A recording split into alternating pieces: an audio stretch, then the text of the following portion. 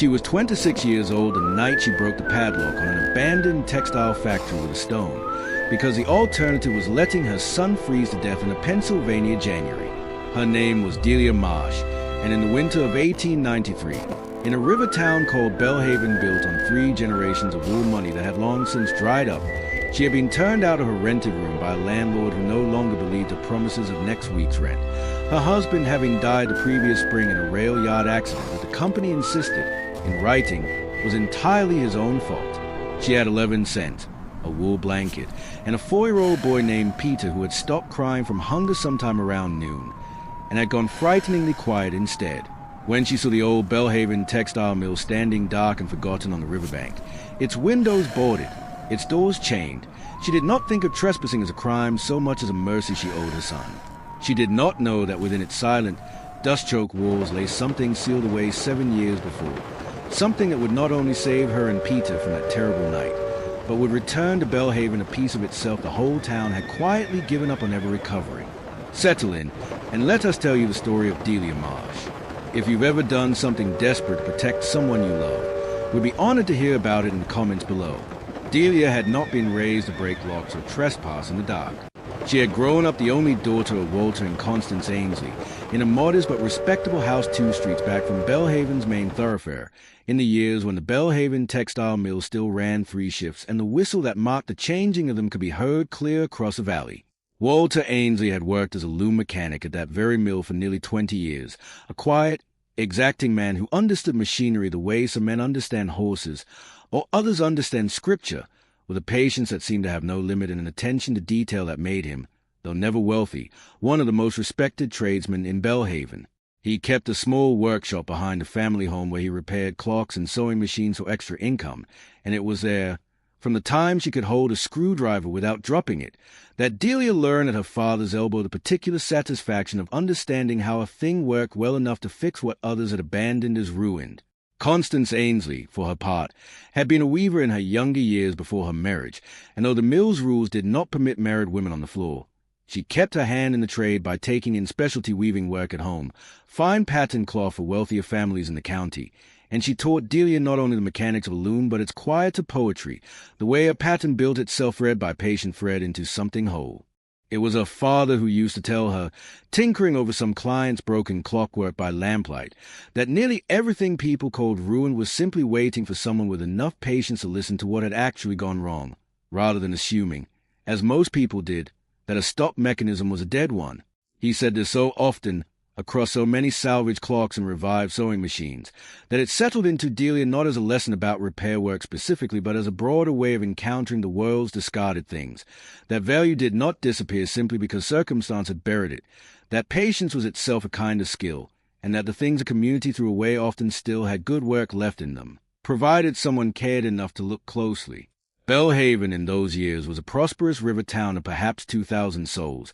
its fortune built almost entirely on the textile mill that anchored its economy, employing at its peak nearly 400 workers across 3 shifts and supporting, in turn, the dry goods stores and boarding houses and modest prosperity of the surrounding streets. The mill itself had been founded some decades before by a man named Josiah Belhaven, whose family name the town had taken as its own, and had passed, by the time Delia was a girl, into the hands of his grandson, a reserved, methodical man named Ambrose Belhaven, who ran the operation with what most in town considered decent, if unspectacular, fairness, steady wages, reasonable hours, a genuine if understated concern for his workers that set him apart from the harder men who ran competing mills in neighboring counties. Delia's father spoke of Ambrose Belhaven with the particular respect one tradesman offers another who understands the value of careful work, and it was, in fact, Ambrose Belhaven who had personally hired Walter Ainsley as the mill's chief mechanic some 20 years before,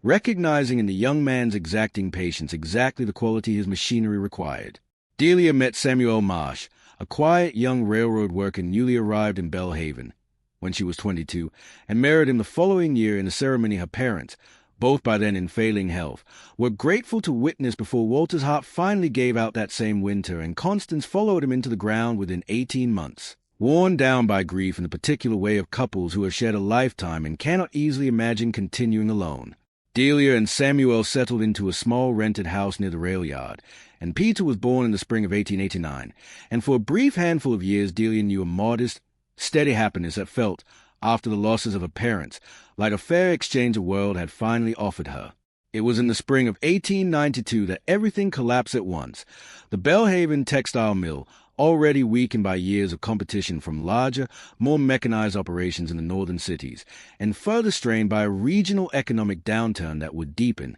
within the year, into the full financial panic that gripped the whole country that autumn, closed its doors entirely, throwing nearly 400 workers out of steady employment in a single stroke and beginning Belhaven's long, slow slide into the kind of quiet poverty that empties a town not all at once but family by family, over years. Samuel Marsh, thrown out of steady work himself as Belhaven's broader economy contracted around the mill's closure, had taken increasingly dangerous shift work at the rail yard to keep the family fed. And it was there, on a bitter morning in April of 1893, that he was crushed between two freight cars during a coupling operation at the rail company's own subsequent inquiry, conducted with a particular thoroughness companies reserved for protecting themselves from liability, determined had resulted from Samuel's own carelessness rather than from the inadequate safety procedures and understaffed crews at Delia and every other rail worker's widow in Belhaven that year, privately understood to be the true cause. The company offered no compensation beyond Samuel's final week's wages,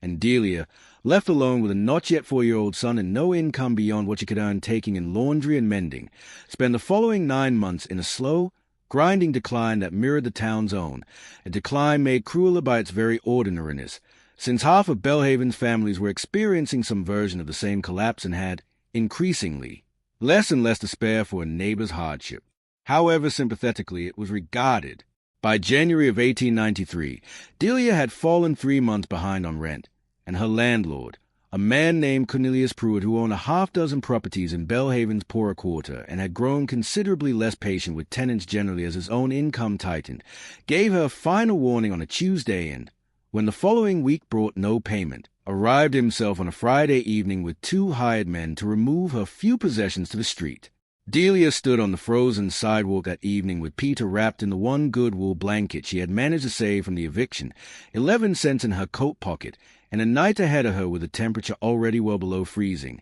and no shelter she could think of that would take in a destitute widow and her child without payment she did not have. She thought first of the church, but Reverend Whitcomb's small parsonage was already sheltering 2 other displaced families that same bitter week, and she thought next of the boarding houses, all of which required payment up front that she could not provide, and it was walking past a river, half-frozen herself and increasingly desperate, that she came upon the dark bulk of the old textile mill standing silent on its bank, its windows boarded against 7 years of weather, its main doors secured with a heavy chain and padlock that had rusted. She noted with a particular attentiveness her father had trained into her, in a way that suggested the lock itself might be weaker than it appeared. It took her the better part of 20 minutes, working with a heavy stone in the failing light and Peter huddled against the mill's outer wall out of the worst of the wind, to break the rusted padlocks half free from were gone soft with years of neglect, and when the chain finally gave way and the heavy door swung inward on hinges that groaned with disuse, Delia felt less the guilt of a trespasser than the fierce,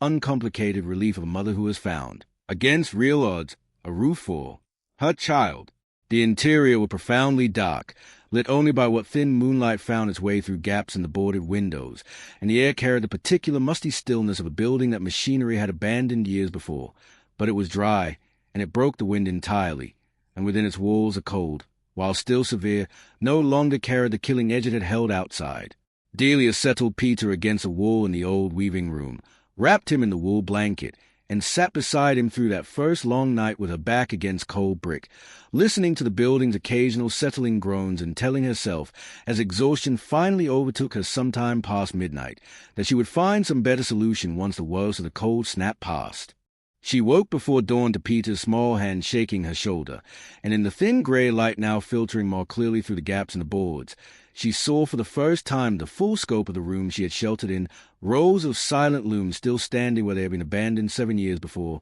thick with dust, their wooden frames and iron fittings exactly as her father had once described such machinery to her in his workshop, familiar in a way that struck her, in her exhausted state, as almost eerie. It was moving among these looms with Peter close beside her, searching for some warmer, more sheltered corner of the building to spend the coming day before she decided what to do next. That Delia noticed something her father's training made her unable to walk past without investigation.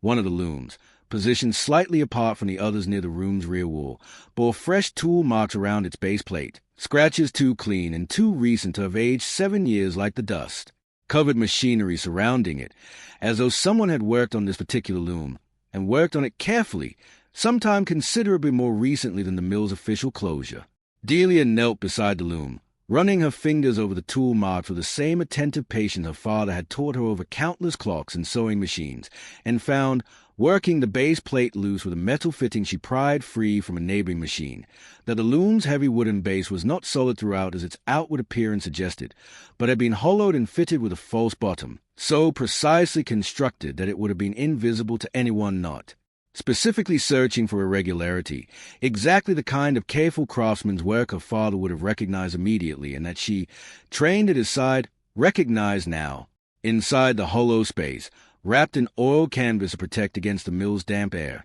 she found a metal document box, and beside it a smaller cloth-wrapped bundle that, when she opened it with cold, trembling fingers, proved to contain not the food or money she might have desperately hoped for in that moment, but a leather-bound ledger and a thick packet of correspondence, the topmost letter addressed, in a firm and careful hand she did not yet recognize, to whoever finds this, entrust that it reaches on his hands. Delia did not read the papers immediately, occupied first with the more pressing business of finding food for Peter and assessing what shelter the mill might offer through the following days. But that evening, with Peter finally asleep and a small fire she had dared to build from scavenged scrap wood casting flickering light across the weaving room's silent looms, she opened the letter and began to read, and what she found, over the course of that long night, reshaped everything she had understood about the mill's closure and the slow decline that had followed it through Belhaven streets. The letter was signed by Ambrose Belhaven himself, dated in the spring of 1886, 7 years before that very night, and it told, in the careful, methodical hand of a man accustomed to precise record-keeping, a story considerably more complicated than the simple economic downturn Belhaven's townspeople had always understood as the cause of the mill's closure. Belhaven wrote that in the years leading up to the closure, he had discovered that his own chief financial officer, a smooth, ambitious man named Reginald Thorne, whom Belhaven had trusted with increasing authority over the mill's books as his own health began to decline, had been systematically embezzling substantial sums from the company's accounts over a period of several years, disguising the theft through falsified equipment purchases and inflated maintenance contract that Belhaven, distracted by his declining health and his trust in a man he had considered a genuine friend, had failed to scrutinize closely enough until the damage was already severe. By the time Belhaven uncovered the full extent of Thorne's theft, the mill's finances were in far worse condition than its outward struggles against northern competition alone would have suggested, and Belhaven, the letter explained with evident bitterness, had found himself facing an impossible choice: expose Thorne's embezzlement publicly, which would trigger immediate demands from the mill's creditors and almost certainly force a closure far more sudden and devastating than a managed wind. Down might allow, or attempt quietly to recover what funds he could while buying time to find new investment, a strategy that ultimately failed when Thorne, sensing discovery, fled the county entirely with a substantial remaining sum that Belhaven was never able to trace or recover. What Delia read next, however, was a detail that transformed the letter from a simple confession of past misfortune into something considerably more consequential for the Belhaven of 1893. Ambrose Belhaven wrote that in the desperate final months before the mill's closure, understanding that Thorne's theft had likely doomed the operation regardless of what he attempted, he had made a private decision that he had not disclosed to the town, to his own board, or to anyone beyond the letter he was now sealing away, rather than allow the mill's remaining liquid asset to be entirely consumed by creditors in a bankruptcy proceeding that would leave his 400 workers with absolutely nothing beyond their final wages. He had quietly converted a substantial portion of the company's remaining recoverable funds into gold specie, intending to distribute it directly among the mill's longest-serving workers and their families as a form of severance the formal bankruptcy process would never have permitted, understanding that the law would treat such a distribution as an improper preference to certain creditors over others and would very likely claw it back entirely if discovered before it could be dispersed. He had hidden the funds within the mill itself, intending to distribute them quietly over the following months as families needed them most, but his health, already fragile, failed catastrophically before he could complete the distribution. The letter's final entries, dated mere weeks before his actual death, which Delia now recalled dimly from her own childhood as having occurred with unexpected suddenness that spring, grew increasingly urgent and increasingly aware that he might not survive to finish what he had started, ending with a plea that whoever eventually found this letter would understand its purpose and complete, on his behalf, a distribution he had run out of time to make himself. Delia sat with the ledger through the remaining hours of that night, the small fire burning low, and understood, with a clarity that felt almost like a father's steady voice returning to her across the years, that she was holding something far larger than a widow's stroke of desperate luck. The ledger, cross-reference against the correspondence, listed by name every worker who had been employed at the Belhaven mill in its final years, along with careful notations of years of service and family circumstance that made clear Ambrose Belhaven had intended his hidden distribution to reach precisely those families who had suffered most severely in the years since the closure, families Delia recognized, reading down the list by firelight, as many of the very same neighbors she had watched struggle alongside her own family through Belhaven's long decline. She understood, too, that the gold itself, wherever precisely within the vast, dust-choked mill it had been hidden, represented not simply her own family's rescue from that terrible winter night, but a promise made 7 years before to an entire community that had been quietly grieving, without ever fully understanding why, a mill closure that had felt, even at the time, somehow crueler and more sudden than pure economic misfortune alone should have produced. Delia spent the following days moving with considerable caution, sheltering still within the mill with Peter while she carefully searched, guided by additional notations in Belhaven's ledger, for the specific hiding place the gold itself occupied, eventually locating it, after nearly a week of careful searching through the mill's dye house, sealed within a section of false brickwork behind an old boiler that matched, in its careful construction, the same skilled craftsmanship she had already recognized in the hollowed loom. But recovering the gold itself, she understood immediately, created a problem nearly as complicated as the discovery had solved. She was, after all, a trespasser occupying condemned property, in possession of a substantial sum of gold specie belonging, in the strictest legal sense, to a bankruptcy estate that had been formally closed 7 years before. And she had no way of knowing what legal claims might still exist against the mill's remaining assets, or what dangers she might invite by revealing her discovery too hastily to the wrong person in a town where desperate economic circumstance had made many people, in those hard years, considerably less scrupulous than they might once have been. She sought out, with careful discretion, old Mr. Elias Coombs, who had served for many years as a mill's bookkeeper under Ambrose Belhaven and had, since the closure, eked out a modest living doing accounts work for several of Belhaven's remaining businesses, a gentle, precise man who had known both Delia's father and Ambrose Belhaven personally and who Delia trusted, correctly as it proved, to receive a discovery with the seriousness it deserved rather than treating it as an opportunity for his own gain. Coombs, reading the ledger and correspondence with visible emotion, confirmed that he had long suspected something more complicated than simple economic failure lay behind the mill's abrupt closure, having noticed certain irregularities in the final month's accounts that Ambrose Belhaven's declining health had prevented him from ever fully explaining before his sudden death, and he confirmed, further, examining the worker list against his own memory of the mill's final roster, that the distribution Belhaven had intended matched precisely with the town's own memory of which families had suffered most severely and unexpectedly in the years immediately following the closure, as though some support they had perhaps once anticipated had simply never materialized.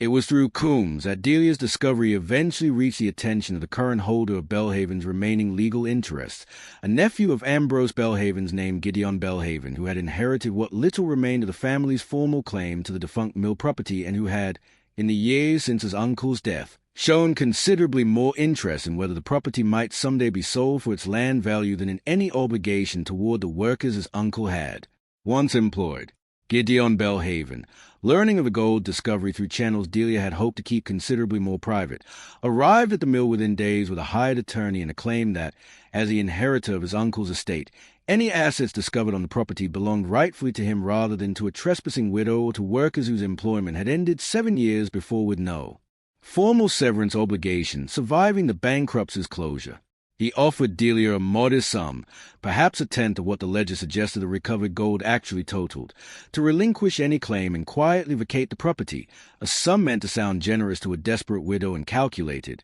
Delia understood clearly from his manner, to remove both herself and any inconvenient public knowledge of the gold's true intended purpose from further consideration entirely. Delia, who had broken a rusted padlock with a stone to save her son from freezing and had spent a week living among silent looms piecing together a dead man's final wish, did not frighten easily before Gideon Belhaven's legal posturing, and Coombs, for his part, proved willing to stand beside her with his own considerable knowledge of the mill's finances and his genuine respect for Ambrose Belhaven's memory. Together they brought the ledger, the correspondence, and Coombs's corroborating testimony before Judge Marcus Delacroix, the county judge who had, as it happened, presided over the original bankruptcy proceedings 7 years before and remembered the case and the unusual haste of the mill's final closure with more clarity than Gideon Belhaven had perhaps anticipated. Delacroix, reviewing Ambrose Belhaven's own handwritten letter alongside the ledger's careful work annotations, ruled that while the formal bankruptcy estate itself had indeed closed years before and could not now be reopened, the gold specie in question had never been formally included in that bankruptcy's asset accounting in the first place, having been deliberately concealed by Ambrose Belhaven precisely to keep it outside the estate's reach, meaning it had never legally passed to his heirs at all but remained, in the judge's careful reading, an unexecuted personal trust that Belhaven had intended, and clearly documented his intention, to distribute directly to specific named beneficiaries, a trust that Delia, as a person who had discovered and preserved both the gold and the clear evidence of its intended purpose, was uniquely positioned to help execute on the dead man's behalf. What followed was not Gideon Belhaven's public ruin, for his claim, however self-interested, had not itself been fraudulent, merely mistaken, and he retreated from the matter with whatever remained of his dignity once the judge's ruling made clear he possessed no legitimate claim to funds his uncle had gone to such careful lengths to keep separate from the family's formal estate. What followed instead was something Delia herself organized, with Coombs's careful bookkeeping assistance and the judge's formal blessing, over the following weeks, a quiet, methodical distribution of Ambrose Belhaven's hidden gold to the very families his ledger had named, each visit made discreetly. Each sum calculated according to the years of service and family hardship, the old mill owner had so carefully documented 7 years before he ran out of time to complete the gesture himself. Delia kept, for her own family, the modest portion the ledger indicated Samuel's own brief service record entitled Peter to as a mill worker's descendant, along with a further sum the judge determined fair compensation for her role in recovering and properly distributing funds that would otherwise have remained lost forever within the mill's silent walls, and with it she secured a small rented house considerably warmer than the one she had lost, and enough besides to establish herself, drawing on the mechanical patience her father had taught her at his workbench, repairing looms and sewing machines for the town's remaining textile workers, a trade Belhaven, in its slow recovery, found it still very much needed. And so it was that Delia Marsh, left to freeze on a January night with nothing but 11 cents and a desperate mother's determination, broke into an abandoned textile mill not seeking treasure, but seeking only shelter, and found within its dust and silence a promise 7 years overdue, a dying man's last attempt to care for the workers he could no longer employ, sealed away in careful craftsmanship not unlike her own father's, waiting through years of quiet town-wide grief for someone with the patience to look closely enough to find it. She had broken that padlock believing herself a trespasser and a fool, exactly as the town would have judged had anyone seen her that desperate night, and had emerged instead as a hand through which an old debt, long assumed unpayable, finally reached the families who had waited for it without ever fully understanding what they were waiting for. The mill still stands today on that riverbank, no longer entirely abandoned, its dye house and weaving room slowly returning to modest use under new management that Delia herself helped establish, standing now, in this telling, not as a monument to Belhaven's decline, but as proof of what Delia Marsh had known since she was a girl at her father's workbench, that the things a community discards are not always as worthless as they appear in the dark, and that sometimes it takes nothing more than a desperate mother's stone against a rusted lock to prove it. Thank you for spending this time with Delia's story, and with us. If her courage moved you, we'd be grateful if you'd share it with someone who needs a reminder that even our most desperate choices can lead us somewhere unexpected. We'd love to hear from you in the comments. Tell us about a time you found real value in something everyone else had already written off. Until next time, Stay close.